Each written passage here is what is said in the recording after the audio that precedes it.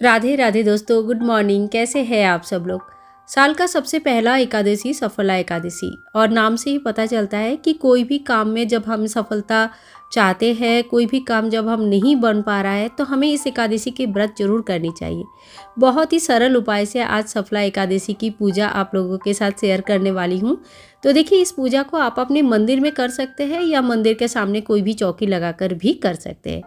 एकादशी के नियम आप लोगों से बहुत बार शेयर किया है। दसवीं के दिन से ही एकादशी का नियम शुरू हो जाता है, और कोशिश करें दसवीं के दिन से दसवीं एकादशी और द्वादशी 3 दिन बिल्कुल भी किसी भी तरह का जो नॉनवेज खाना होता है, प्याज लहसुन या किसी भी प्रकार का तामसिक आहार, 5 प्रकार का रवि शस्य इत्यादि ग्रहण नहीं किया जाता है।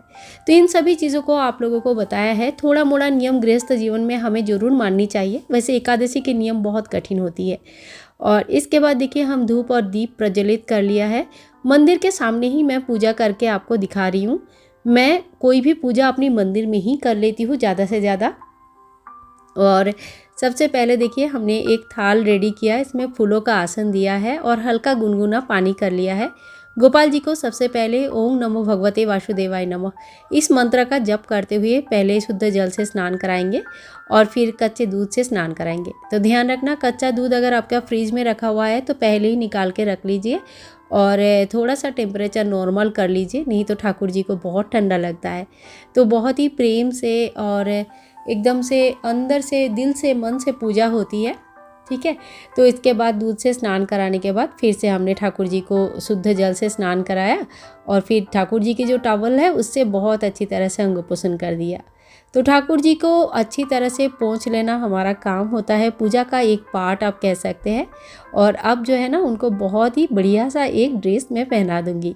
ये ड्रेस मुझे बहुत पसंद है और ठाकुर जी के ऊपर देखने में ये इतनी क्यूट लगता है, बहुत ज़्यादा सुंदर दिखते हैं।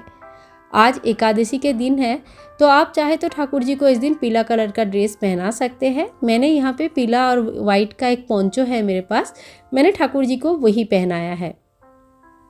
तो आप चाहे तो पीला ड्रेस पहना सकते हैं, पीला स्वेटर पहना सकते हैं, जैसे आपको ठीक लगे उस तरह से। लेकिन हाँ, ठंडे का समय है और जनवरी में काफ़ी ज़्यादा ठंडा होता है, तो इसीलिए आप ज़रूर उनको कुछ ना कुछ गर्म पोशाक पहनाइए। इसके बाद ठाकुर जी को हम टीका लगा देंगे। जय गोपाल जय गोपाल जय गोपाल, मेरा नन्हा मुन्ना प्यारा सा गोपाल जी, आप मेरे पूजा से हमेशा खुश रहा करो। तो इसी तरह से ना, मन ही मन ठाकुर जी के लिए हम तिल की टीका लगाएंगे और तिल चढ़ाएंगे। एकादशी के दिन तिल का विशेष प्रयोग होता है, खास करके जो ये जनवरी फरवरी का समय होता है, इसमें तिल का प्रयोग बहुत ज़्यादा होता है और अच्छा भी माना जाता है इसीलिए। और चावल का प्रयोग तो बिल्कुल भी नहीं होता है, तो इस बात का ध्यान रखें। और अब जो है ना, ठाकुर जी को पीला चीज़ें बहुत पसंद होता है, तो आपके पास अगर पीला फूल है तो पीला फूल चढ़ा दीजिए। और फिर हम ठाकुर जी को लगाएंगे भोग। भोग में आप गर्मा गर्म दूध का भोग लगा सकते हैं, गर्मा गर्म मतलब जो बच्चे खा पी सकते हैं। ड्राई फ्रूट्स का भोग लगा सकते हैं, पीला फल, पीला मिठाई, लड्डू वगैरह का भोग लगा सकते हैं, जो भी आपके पास है इस हिसाब से फलाहारी भोग लगाइए। अन्न इस दिन नहीं होता है।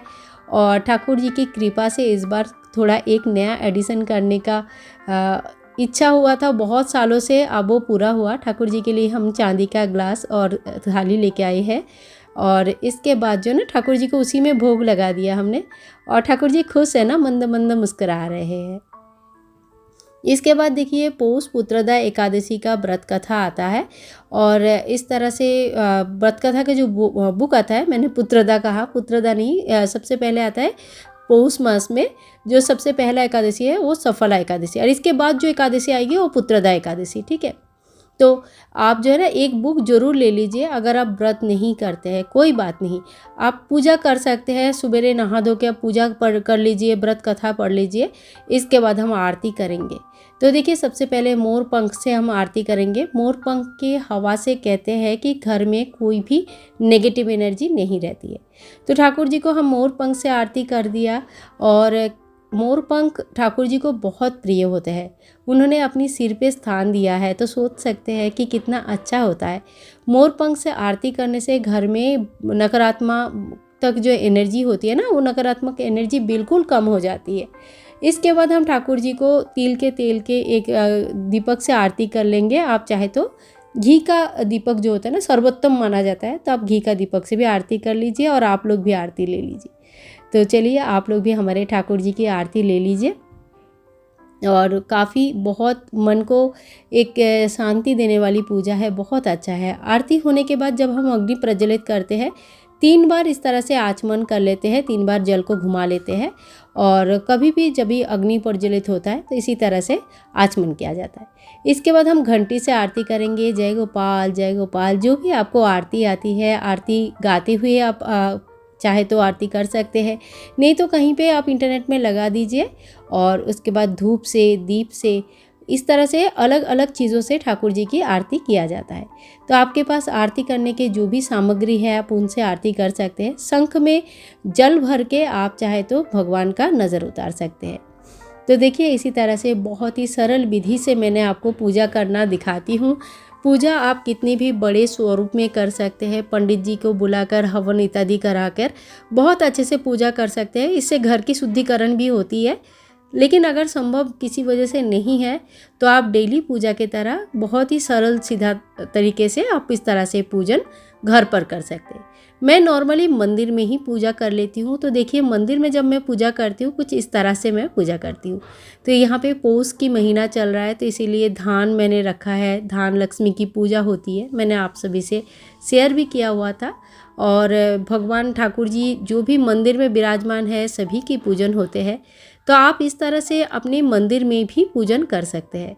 तो मंदिर में पूजा करके दिखाने से क्या होता है ना, थोड़ा सा कभी कभी लोगों को कन्फ्यूज़न हो जाता है, पता नहीं चलता है, इसीलिए मैं ठाकुर जी की पूजा अलग से करके दिखा देती हूँ। लेकिन सर्वोत्तम वही रहता है कि आप अपने मंदिर में पूजा कर लीजिए, सभी देवी देवताओं का पूजा कर लीजिए। उसके बाद जो भी आपको विशेष पूजा करना है उनकी पूजा कर लीजिए। यहाँ पे लक्ष्मी नारायण जी की कृपा पाने के लिए पौष मास में लक्ष्मी जी की आराधना आपको जरूर करनी चाहिए। आज की वीडियो अगर पसंद आई है तो like share and comment, channel को सब्सक्राइब करके रखें। मिलते हैं नेक्स्ट वीडियो में, तब तक के लिए राधे राधे।